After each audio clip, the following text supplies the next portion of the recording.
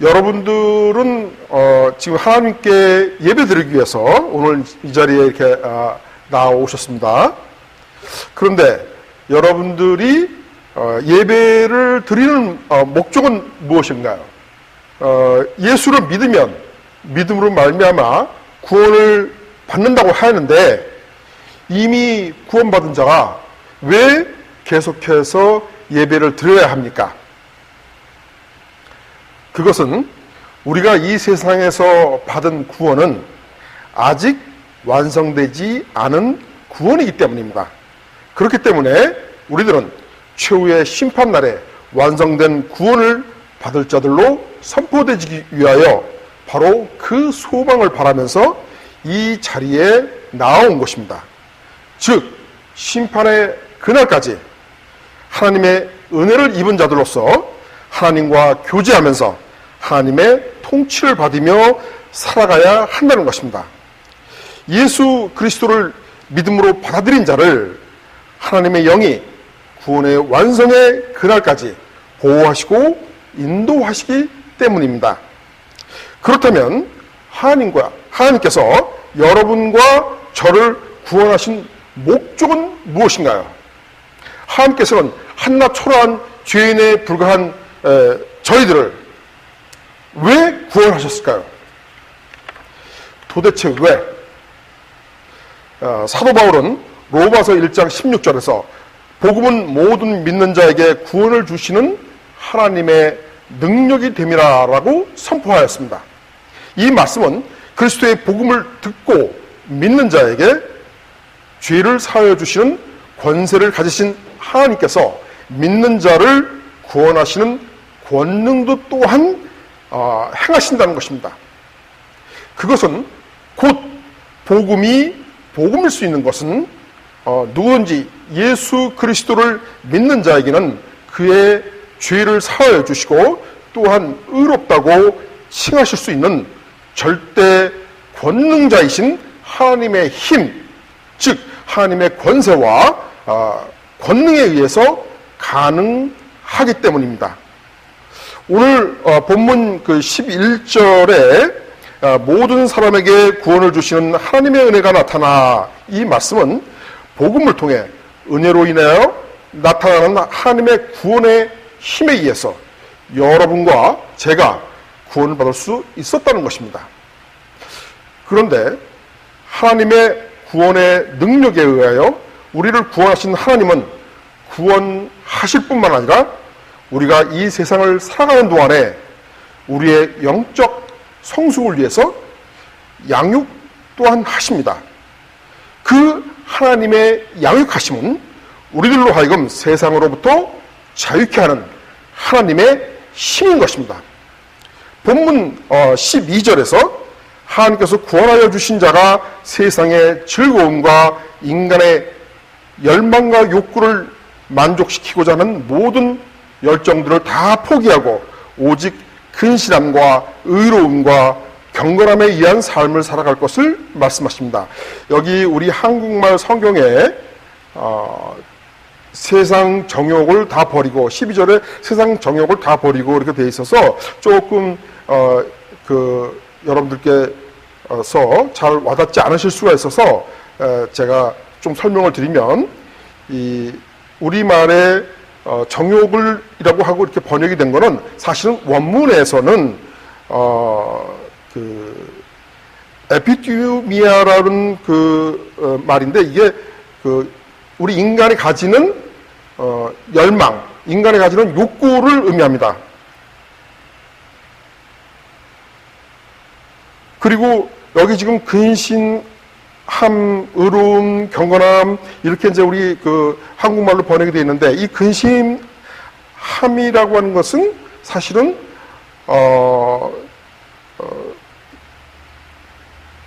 소프로노스라는 말로 진지하게, 냉정하게, 신중하게 이런 뜻입니다. 그래서 여기서 근신함이라는 말은 믿음을 가진 자가 자신의 믿음의 상태에 대해서 수시로 점검하고 혹 죄를 지었는지를 살펴보고 즉시 회개할 수 있도록 언제나 깨어 있어서 근심해야 함을 의미합니다.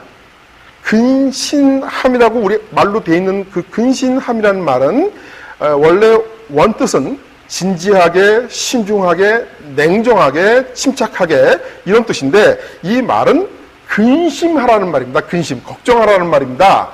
그러면 이 말뜻이 무슨 말씀인가 보기 위해서 한번 우리가 고린도 후서 7장 9절부터 10절까지 한번 보시겠습니다. 여러분들이 좀 수고스러우시지만 성경을 이렇게 같이 펴서 보시는 그런 그 습성이 가지시는 게 좋습니다. 설교를 듣는 설교보다는 함께 말씀을 찾아보고 같이 공부해 나가는 것이 여러분들께 크게 유익이 되실 겁니다. 고린도 후서 7장 9절부터 10절. 자, 보시면 내가 지금 기뻐함은 너희로 근심하게 한 까닭이 아니요 도리어 너희가 근심함으로 회개함에 이런 까닭이라.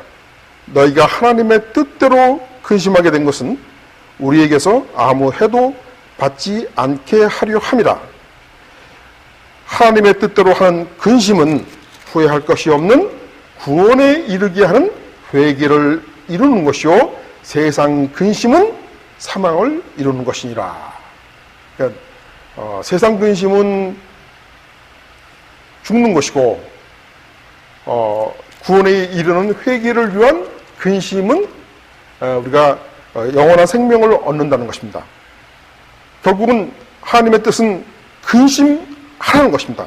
이 말씀은 곧 심판주 되시는 하나님을 두려워함으로써 매일같이 자신을 돌아보아서 겉으로 드러나는 죄뿐만 아니라 내면의 죄된 본성에 대해, 죄된 본성, sinful nature, 죄된 본성에 대해서 애통해하라는 것입니다. 슬퍼하라는 것입니다. 자기가 내 속에 이런 죄를 짓는 이런 죄성이 있구나 라는 것을 매일같이 생각하고 고민하고 괴로워하고 슬퍼해야 된다는 것입니다. 우리가 세상 속에서 사는 한 죄의 유혹에 빠질 수 있을 뿐만 아니라 사실은 부지불식간에 하나님의 뜻이 아닌 죄를 아주 쉽게 짓는 경우도 있습니다. 심지어는 세상의 실정법을 어기는 일을 하기도 합니다. 그러나 그런 것들에 대해서 우리가 아무런 죄의식조차 갖지 않으면서 살아갈 수 있기 때문입니다. 그럼에도 불구하고 우리는 이미 구원받은 자들이라는 확신으로 인해서 별 두려움 없이 살아가는 우를 범할 수 있습니다. 그리스도인들이 자칫 오해하기 쉬운 부분은 바로 이것입니다. 즉, 비록 내가 지금은 세상에서 다소 이렇게 죄를 짓고 있지만 나는 하나님을 아버지로 둔 영생을 가진 마음의 부자이므로 별로 근심할 것이 없어. 왜냐하면 하나님께서 언젠가 나를 성화시키셔서 완전한 구원에 이르시게 하실 거니까 라는 식의 그런 안이한 생각을 가질 수 있다는 것입니다. 그러나 이러한 부분에 대해서 그리스도께서는 분명히 말씀하셨습니다. 여러분, 계시록 3장 17절과 19절을 보겠습니다.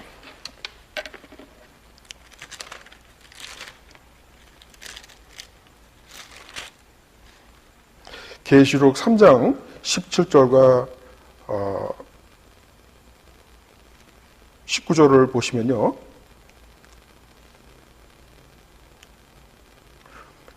내가 말하기를 나는 부자라 부요하여 부족한 것이 없다 하나 내 곤고한 것과 가련한 것과 가난한 것과 눈먼 것과 벌거벗은 것을 알지 못하도다. 내가 너를 권하노니 내게서 불로 연단한 금을 사서 부욕해 하고 흰 옷을 사서 입어서 벌거벗은 수치를 보이지 않게 하고 안약을 사서 눈에 발라보게 하라. 무릇 내가 사랑하는 자를 책망하여 징계하노니 그러므로 네가 열심을 내라 회개하라.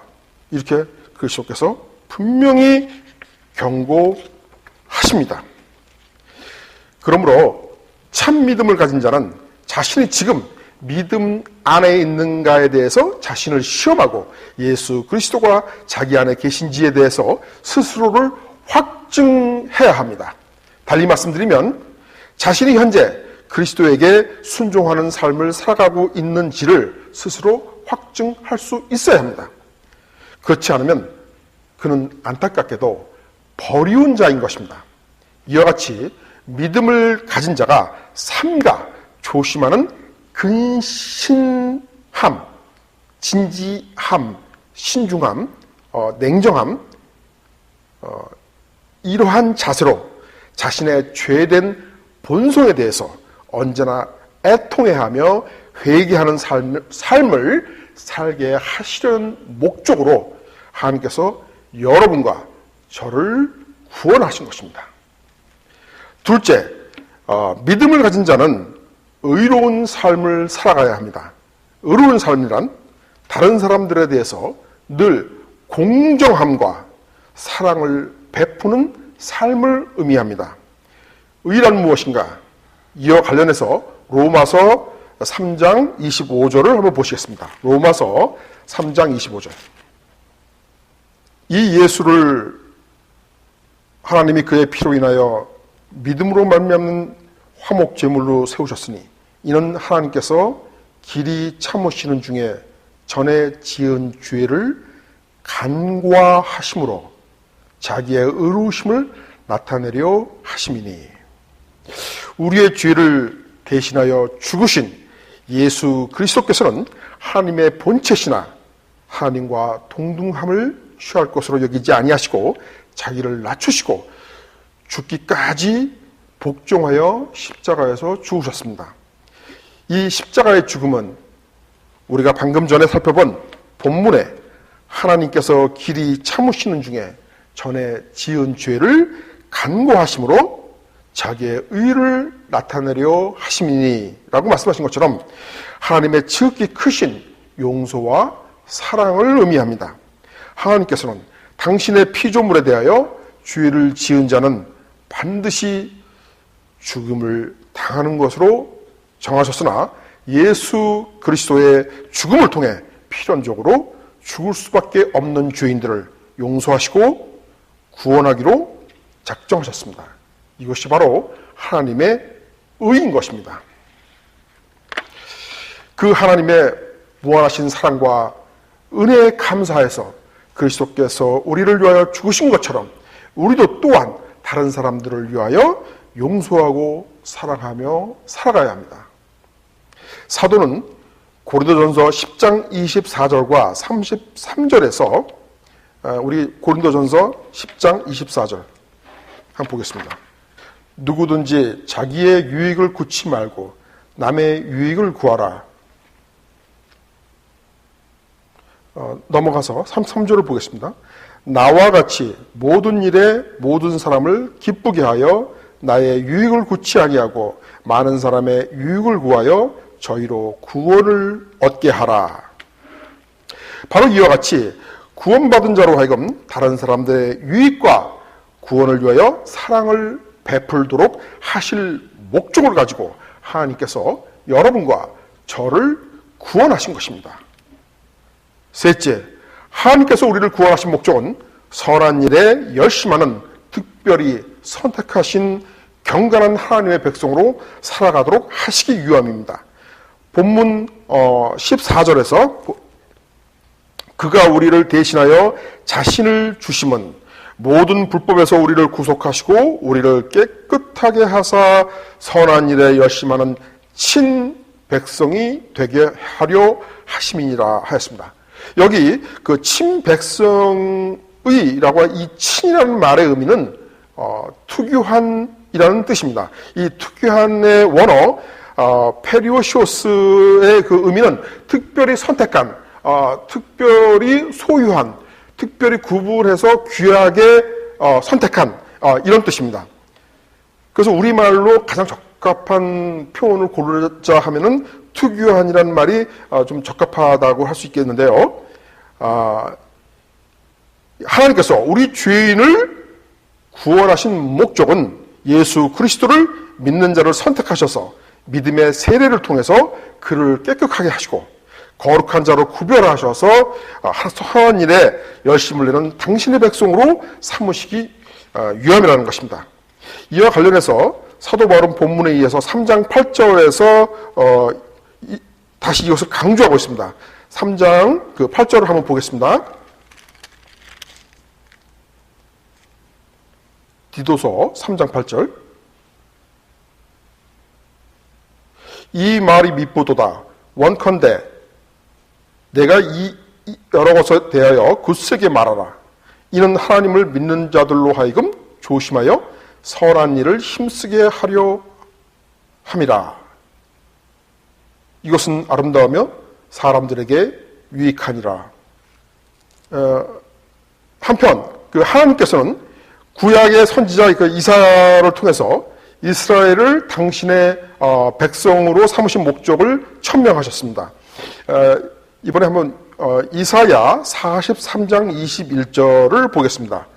중요한 구절이기 때문에 왜 우리를 구원하셨는지를, 구원의 목적에 대해서 이사야 43장 21절 보시면, 이 백성은 내가 나를 위하여 지었나니 나의 찬송을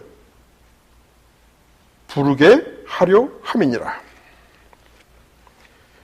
즉 하나님께서 구약의 이스라엘과 같이 예수 그리스도를 믿는 자를 당신의 백성으로 삼으신 목적은 그의 투견 백성들이 선한 일에 힘쓰는 삶을 살아감으로써 하나님의 영광을 세상에 드러내고 그 영광을 하나님께서 받으시기 위함이라는 것입니다. 이것이 바로 하나님께서 우리를 구원하신 목적이요 하나님의 뜻인 것입니다.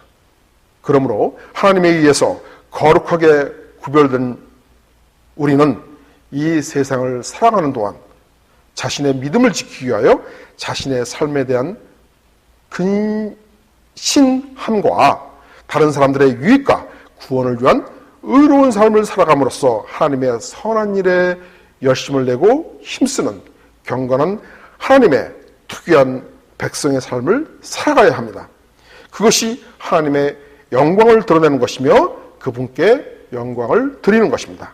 또한 하나님의 선한 일에 열심하는 자들에게는 이 세상의 삶만이 전부가 아닙니다. 예수 그리스도께서 다시 오실 그때 하나님의 소유의 백성으로서 진지하고 근신하고 의롭고 경건하게 특유한 삶을 살아간 참 믿음을 가진 자들을 그리스도와 더불어 영원한 신적 생명의 영광을 누리게 될 것입니다. 하나님께서 그것을 약속하셨기 때문입니다. 히브리서 10장 35절과 36절을 한번 보겠습니다. 히브리서 10장 35절 36절. 히브리서 10장 35절.